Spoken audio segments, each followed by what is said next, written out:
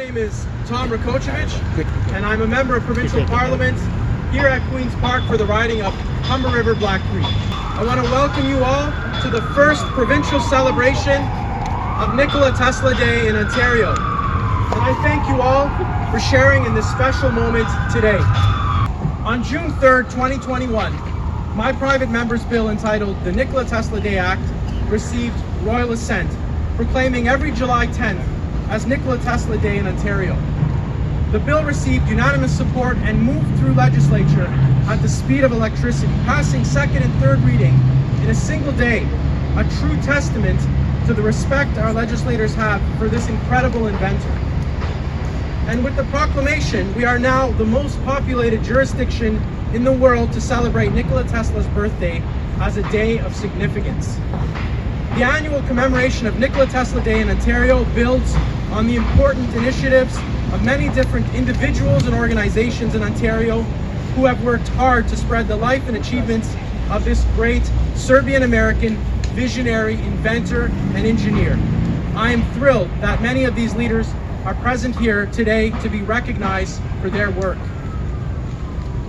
Because of my interest in studies in the sciences as well as my ancestry, I've been a proud, lifelong admirer of Nikola Tesla. He was one of the greatest minds that ever lived, and his numerous inventions changed the world for us all. He poured all his money and efforts into furthering scientific research, but ultimately dying alone and penniless.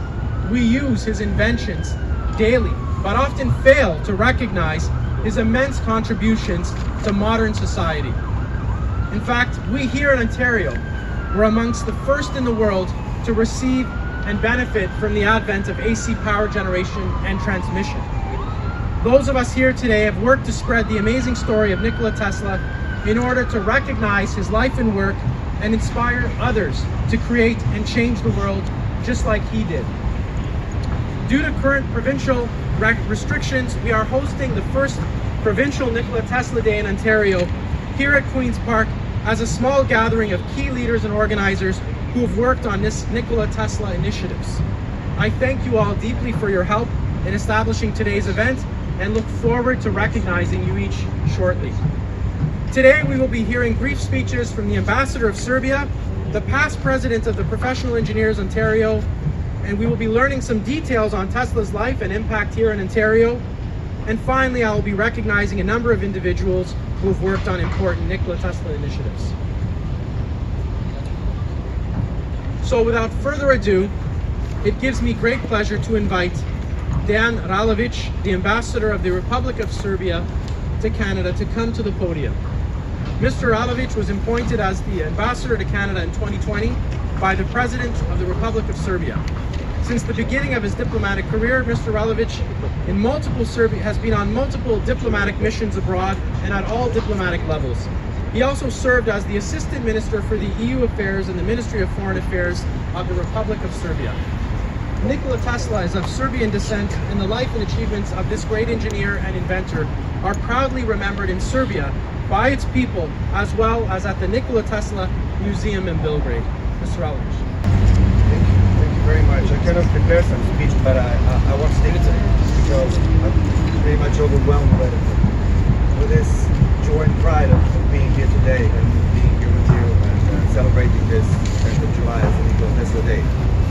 Thank you very much, Tom, for making this possible, for organizing this lovely event with representatives of the Serbian community here in Canada and engineers and organization of engineers. So I'm pretty much thrilled. So proud and honored to be here today. We do celebrate already 10th of July in Serbia. This is a science day in Serbia. Everybody is celebrating today this in Serbia, and I'm very happy that the Legislative Assembly of Ontario recognized that, and all the MPs, after we proposed the bill, this private bill, accepted it, and it was unanimously, and it was very quickly, which is not usual in the legislative party. Tom said already a lot of things at the beginning about Nikola Tesla and his achievements and who he is and who he was and who he still is in the world and in mankind. So we believe in the legacy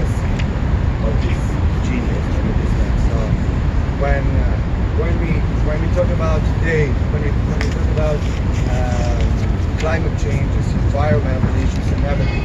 He was the 100 and something years ago, and he thought about renewable energy. So that's what we are doing now, 100 and more years after. So that's one of the legacy, just one of the small parts of his legacy that he left. And we are enjoying this as a result of his work and his genius mind. So, and we are very much proud of sharing the same roots with Nikola Tesla, meaning being Serbian origin, and being Serb is a great thing. When everybody mentions Nikola Tesla, they know that he's a Serbian origin person who lived in America and made everything made everything possible, like illuminating the world, because I believe we were in the darkness, now we do have light, and today we do have a very nice sunny day after yesterday's rain. So another proof that even the God and the sun is there for celebrating Nikola Tesla Day. So thank you once again, and I do really enjoy being here with you, with all of you. So let's celebrate it. So it's a great thing. Thank you very much. And just one thing, if I may, really, just his words, Nikola Tesla's words. So not have any confusion about them. So were I to have the good fortune to implement at least some of my ideas, it will be for the benefit of the entire humankind. If my hopes come true, the sweetest thought would be that it was achieved by a Serbian. So that was that. So thank you very much.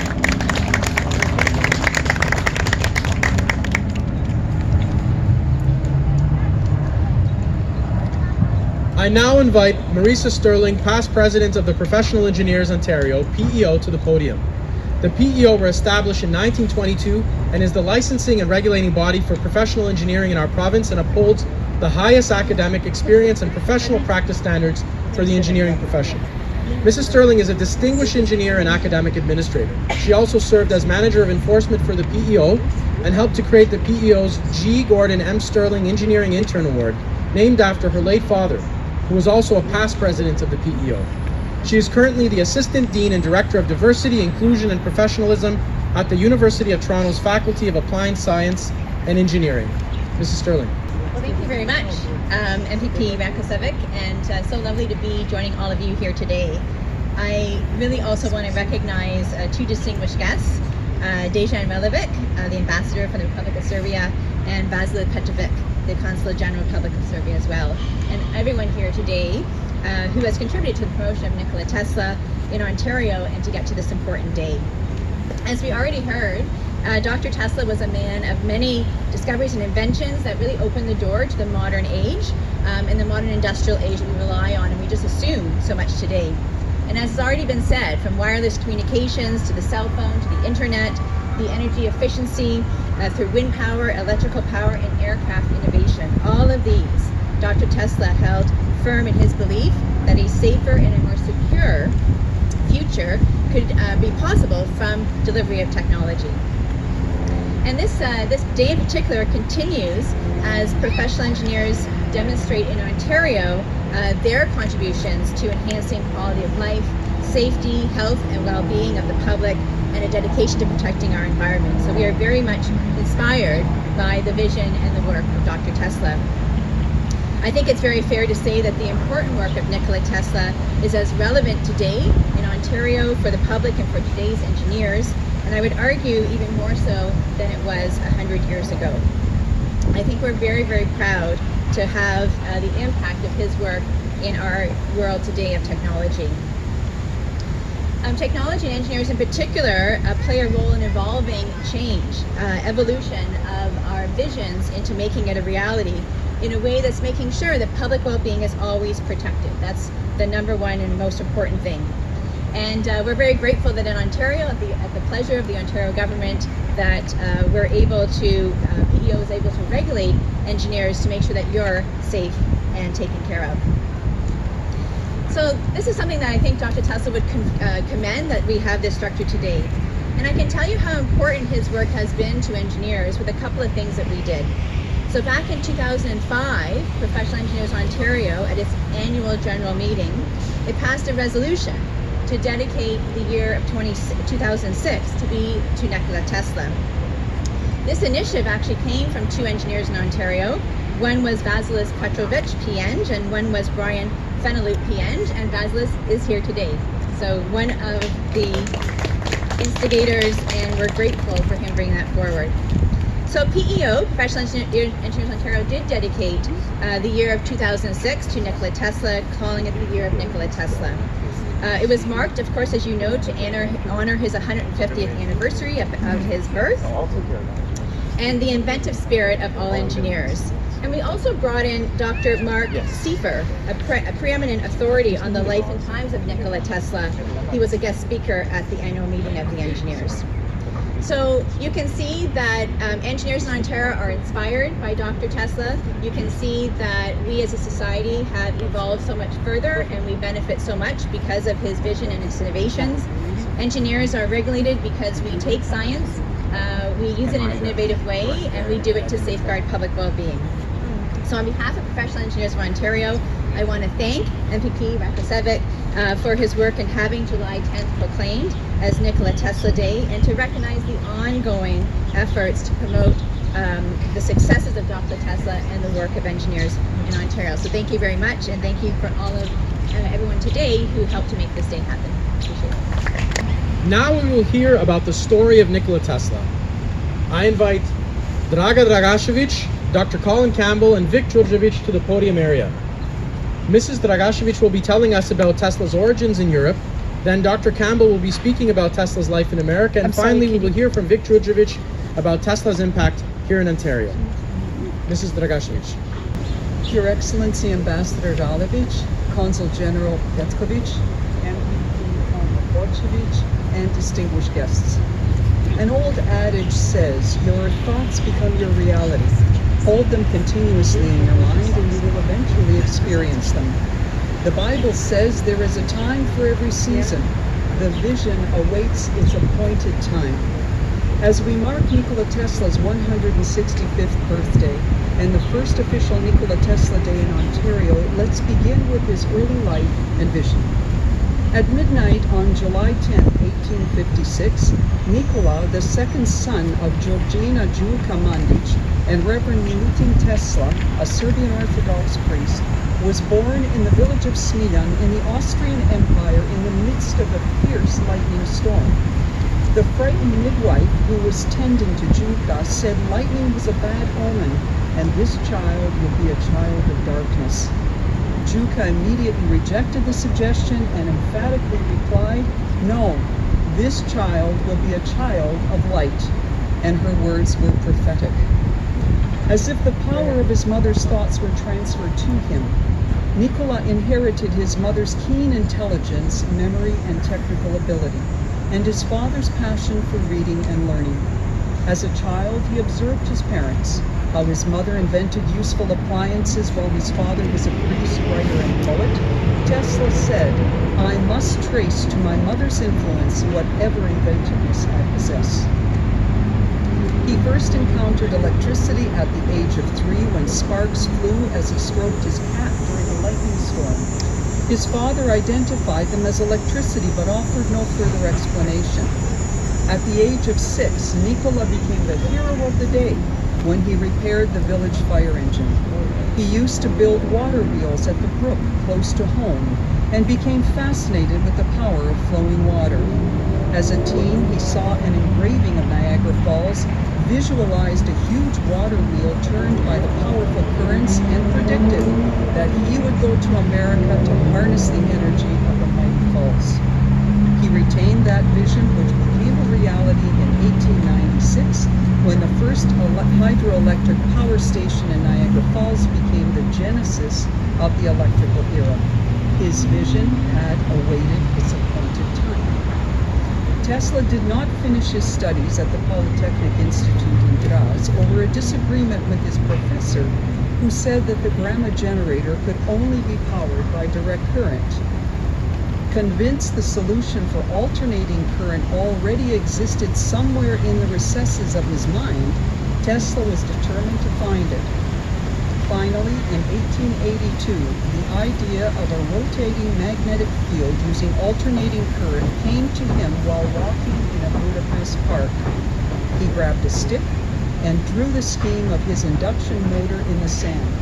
It was a eureka moment which changed the world and ultimately inspired Les Drysdale's dignified monument facing the Canadian Falls today. The following year, Tesla made the first prototype of a two-phase induction motor in Strasbourg, but it did not interest European entrepreneurs. It was time for him to leave the old continent, as he had predicted. Tesla had an exceptional ability to visualize scenes with such precision that sometimes he was unsure of what was real and what was imaginary. His mind was a storehouse of ideas and inventions worked out in perfect precision before being put to paper. And so, in 1884, Nikola Tesla, the young Serbian immigrant, arrived in New York with a letter of introduction to Thomas Edison and little else except the electrical machines filed in the archives of his mind. Indeed, his vision had awaited its appointed time. His season had come when he landed on the shores of the United States. The rest is history. I'm going to talk about how Tesla was responsible in large part for the industrialization of North America. Throughout North America, through the inventions patented by Nikola Tesla. He did this by demonstrating at the end of the 19th century that the way forward was away from direct current to the long-distance transmission of electricity by alternating current. When Tesla arrived in America in 1884, the electricity business was dominated by Thomas Edison, the famous American inventor and businessman, who was happy with direct current. The reason for this was his street lighting system ran on direct current, and he believed that all appliances for this reason should run on direct current, including electric motors. However, direct current motors use something called a commutator, and the commutator makes the motor prone to sparking, which can burn out the motor. While still a student, Tesla imagined a much better electric motor, which did not need a commutator, and it ran on alternating current. So he came to America, told Edison about it. Edison was unimpressed. He was sure that direct current was here to stay.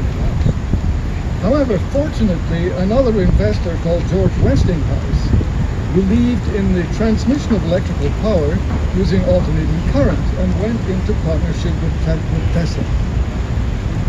They realized, and this is very significant, that by placing an electric motor at the end of the transmission line, you can locate a factory anywhere. You don't need coal mine beside the factory or water power beside the factory.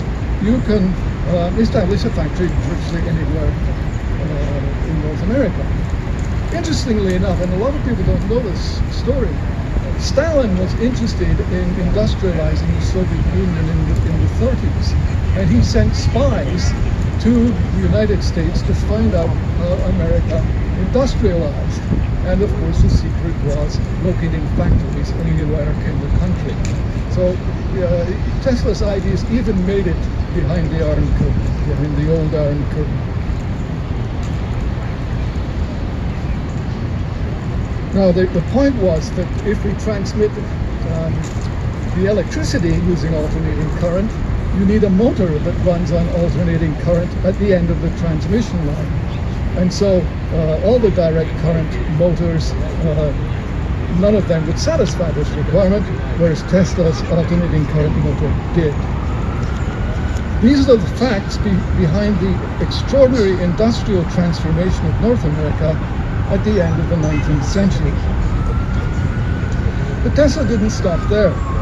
Tesla's other major contributions emerged from his interest in exploring how electricity could be transmitted without wires. This led him to discover radio, and in 1898 he constructed a radio-controlled boat. In 1943, 6 months after his death, Tesla, not Marconi, was awarded the patent for radio. So we owe all our radio, television, cell phones, basically to Tesla's patent for the transmission of electricity without wires.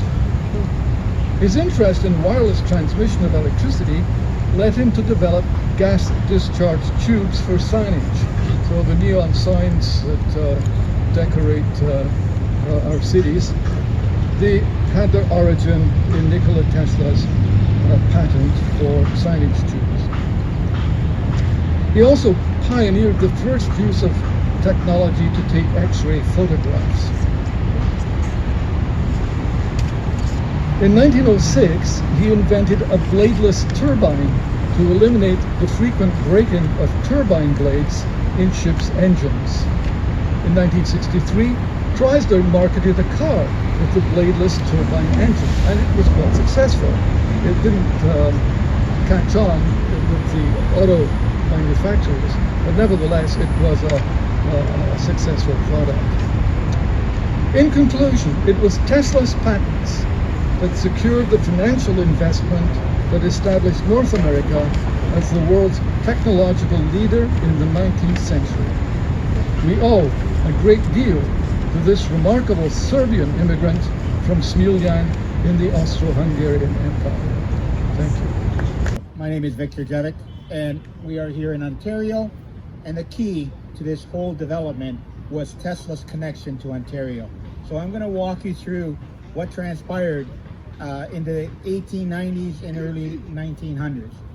The year was 1892. Before anyone knew it, the water rights were secured on both sides of Niagara River by the American interest. They knew basically how to generate power, but the problem was how to transmit it. At the World Columbian Exhibition in 1893, the question was answered. It would be Nikola Tesla's patented AC system. 1894, John Patterson, one of the 5 Johns from Hamilton, traveled to the United States to see the see the Adams-Deans power station. He marveled at the magnitude of the project and instantly concluded this was something that would be beneficial for the city. He quickly discovered that the U.S. interests were not willing to sell many power, not even the water rights, and Hamilton could not undertake an initiative at Niagara Falls. The Q Falls, which is only a few miles away in St. Catharines, had a similar water drop with water could be maintained from the Welland Canal. This would provide an excellent opportunity, but could they transmit power over a distance of 34 miles? They consulted Nikola Tesla, and by August of 1896, even before the transmission of power to Buffalo occurred, they received Tesla's approval. The DQ-1 power generating station went into production on August 25, 1898, sending power over the second longest transmission in the world to Hamilton. The arrival of power in Hamilton was the final piece of the puzzle which turned Hamilton into a major industrial and manufacturing center. The first arrival was Westinghouse, and other major players soon followed. The entire power generation and transmission at the time was in private hands. 12 Ontario mayors, including the mayor of London, Adam Beck, wanted to change that. They met in Berlin, now today's Kitchener, in 1902 and requested that the provincial government set up the Hydroelectric Power Commission to distribute power to the whole province. The government rejected it. However, in 1905, the government changed, and with that, Adam Beck was appointed as Minister without Portfolio, responsible for creating the Hydroelectric Power Commission of Ontario, or HEPCO. A little bit more about that shortly. About the same time, American interest was building 2 stations in Ontario's side on the Niagara River with the intention of exporting all of the power to U.S., nothing for Canada. It was at the same time that a group of Toronto business leaders were successful to wrestle away enough water rights at Niagara Falls to build their own power generating station and to transmit power to Toronto. And Toronto became the first city to receive power from Niagara Falls in 1906. The control of power was a huge interest both in Toronto and in Hamilton. Small hydro plants started popping up at many locations where water flow provided opportunities, most significantly along the St. Lawrence River tributaries. All the while, Adam Beck and HEPCO were hard at work, building a transmission distribution network connecting municipalities across Ontario. And by 1910, HEPCO was ready to turn on the switch. The first elaborate ceremony was held in Berlin in 1910, and power was turned on by Premier Whitney. Adam Beck made sure that his city, London, was the next, and so on. One by one, municipalities across Ontario had these elaborate ceremonies. In 1914, King George V knighted Sir Adam Beck for his work on creating the power distribution system in Ontario, which used Nikola Tesla patents. The arrival of power, be it in a home, city, industry, or rural farm, changed life forever. Now, everyone could use power tools to enhance production. Homes no longer depended on candles for their light source. Students could study at night. Night no longer meant total darkness. The risk of fire was greatly reduced because by the use of electric light versus the candle or the gas lanterns. Tesla's contribution to Ontario was more than just electric power. His inventions made it possible to listen to radio, watch TV. So many new applications rooted in Nikola Tesla patents were implemented. Just imagine all the applications where the induction motor is used. And yes, even the electric vehicle, which will be built in Ontario here using a modified Tesla induction motor. Tesla's impact was and still is felt across the province. Today, we cannot go a moment without using one or another of Tesla's inspired inventions. Even our cell phones are rooted in Tesla patents. Ontarians in the records found new applications for Nikola Tesla's patents and invented so many things. But most of us fail to recognize that all of them are built on the foundation of Nikola Tesla provided us. Over the past 2 decades, Nikola Tesla started gaining slivers of recognition in Ontario, starting with the first proclamation of Nikola Tesla Day in 2003 in Niagara Falls by the Serbian community, which are represented here today. This was followed by the 2006 unveiling of the statue dedicated to Nikola Tesla, sculpted by Mr. Les Drysdale, who is here with us as well. In 2012, a reproclamation of Nikola Tesla Day in Niagara Falls. In 2016, proclamation of Nikola Tesla Day in Hamilton, and a major roadway was renamed to Nikola Tesla Boulevard. Subsequently, Hamilton's been holding Tesla festivals and the galas. In 2017, the establishment was awarded with scholarships and awards in schools at the science fair. In 2019, the Niagara Parks Commission announced one of the power generating stations in Niagara Falls will be open to the public. The station that looks like a copy of the first station built in 1895, where 9 of the 13 patents were directly from Tesla. In 2020, Niagara Parks Commission named the area around the statue Nikola Tesla Plaza. In 2021, even the pandemic could not hold back the recognition of Nikola Tesla. Bill 293, Nikola Tesla Day Act, sailed through the legislature in 2 hours. Niagara Parks Station will open to the public and will feature Nikola Tesla's history of the hydropower generation. This will be a walk through history. In 2022, Phase 2 will open, and we will be able to go 7 stories down to see exactly how this power generating station works. Today, Nikola Tesla recognitions will open many new ways to reach out to the youth, educate. Thus, they will inspire the future innovators. Congratulations and thank you to Ontario for unlocking the future potential for our youth. Imagine the possibilities. Thank you. Stanko Vuleta is president of the Ottawa Serbian Heritage Society, founded in 1993 at the suggestion of Father Milutin Veljko and with Mrs. Radmila Swan as its first president. The society has organized programs with writers, actors, and musicians, as well as exhibits and movie screenings. Since the tragedy of war that engulfed the Balkans, the Society has also worked to present a fair and balanced view about the Serbian people, culture, and history to the greater public and mainstream media. The Society has recently spearheaded an initiative for the naming of a Tesla street in Ottawa. I also now invite Mrs. Sterling back to the podium to receive her recognition and official copy of the Nikola Tesla Day Act. She will also be receiving a recognition and copy of the bill for the current PEO president, Christian Bellini.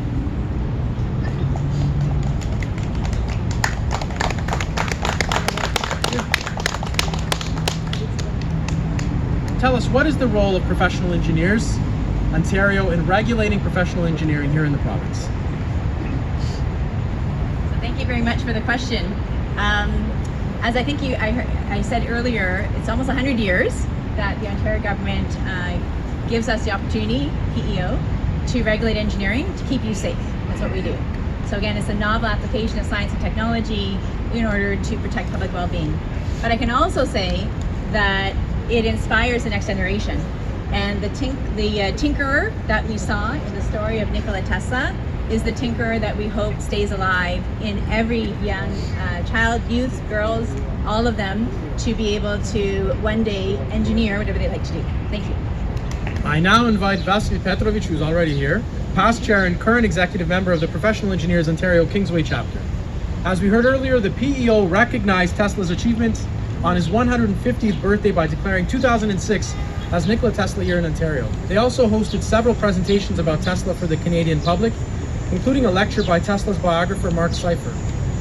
Mr. Petrovic was instrumental in all of this. As well, Mr. Petrovic himself organized 3 theater performances entitled Tesla: An Evening with a Genius at the Betty Oliphant Theatre in Toronto. Mr. Petrovic, why is the proclamation of Nikola Tesla Day in Ontario important to you? Recognition of Tesla has been gradual, from oblivion to universal fame. Nikola Tesla Year proclaimed by Professional Engineers of Ontario in 2006, and now Nikola Tesla Day in Ontario, thanks to Tom, are acknowledgements of Tesla by professional engineers, politicians, and Ontario Legislature. These build on earlier recognition of municipal level at Niagara Falls and Hamilton, which I hope will expand to other communities and hopefully to other provinces.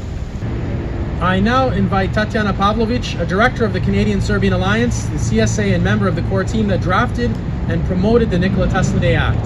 The CSA is a non-profit umbrella organization whose goal is to unify existing Serbian organizations and help define and work on common interests.